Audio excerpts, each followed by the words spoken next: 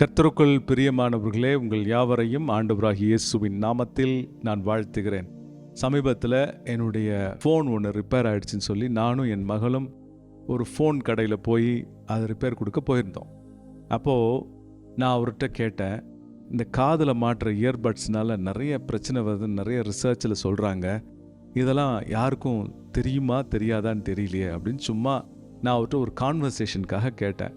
அவர் சொன்னார், எல்லாருமே தெரிஞ்சு தான் எல்லாத்தையும் பயன்படுத்துகிறாங்க சார், நீங்கள் என்ன இப்படி கேட்குறீங்க அப்படின்னு சொன்னார்.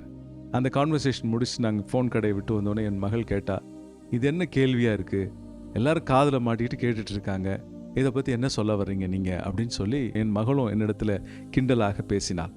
அன்பானவர்களே, இந்த உலகத்தில் இன்றைக்கி பயங்கர நாய்ஸ், காதில் மாட்டிக்கிறாங்க, இல்லைன்னா ஃபோனை பார்த்து எப்போதும் நோட்டிஃபிகேஷன் வந்துகிட்டே இருக்குது, பல ஆப்ஸ் வச்சுருக்காங்க, பல நோட்டிஃபிகேஷன் வந்துகிட்டே இருக்குது.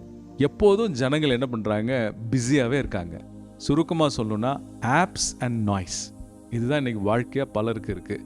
நான் உங்ககிட்ட ஒரு கேள்வி கேட்குறேன், என்னைக்கு இதெல்லாம் நிறுத்திட்டு கர்த்தருடைய சத்தத்தை கேட்கும்படிக்கு நீங்கள் நேரம் கடைசி ஆண்டவருக்கு கொடுத்தீங்க? ஆண்டவருடைய வசனம் சொல்லுகிறது, சங்கீதம் 46 சங்கீதத்தில், நீங்கள் அமர்ந்திருந்து நானே தேவன் என்று அறிந்து கொள்ளுங்கள். அப்படின்னா என்ன அர்த்தம்? Be still and know that I am God. அப்படின்னா எல்லாத்தையும் ஆஃப் பண்ணிட்டு என்னைக்கா ஒரு நாள் ஆண்டவர் என்ன சொல்கிறாரு, என் லைஃப்பை குறித்து அவர் என்ன வச்சுருக்காரு அப்படின்னு சொல்லி என்னைக்காவது நீங்கள் அவரோடு கூட நேரம் எடுத்திருக்கீங்களா?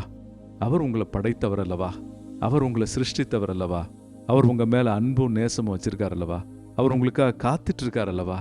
என்னைக்காவது ஒரு நாள் அப்படி ஏன் செய்யக்கூடாது? இந்த நாளில் உங்களுக்கு நான் ஒரு ஆலோசனையை கொடுக்குறேன். ஒரு 24 hours இல்லை ஒரு 48 hours ஒரு சோஷியல் மீடியா ஃபாஸ்ட், இல்லைனா ஆப்ஸ் ஃபாஸ்ட்னு சொல்லி எல்லாத்தையும் ஆஃப் பண்ணி போடுங்க. ஆஃப் பண்ணி போட்டுட்டு ஆண்டவரோடு கூட நேரத்தை செலவிடுங்க. ஆண்டவரை மெய் மறந்து ஆராதிங்க.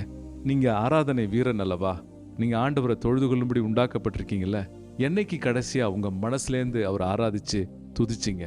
இடைஞ்சல் இல்லாமல், தொந்தரவு இல்லாமல், எல்லாவற்றையும் அணைச்சிட்டு ஆண்டவரை ஏன் தேடக்கூடாது?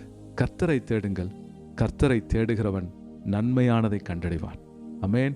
என்னை நீ முழு இருதயத்தோடு தேடுகையில் என்னை கண்டுபிடிப்பாய். அன்பானவர்களே, அவரை தேடுங்க, பெரிய காரியங்களை பார்ப்பீங்க. ஆமென்.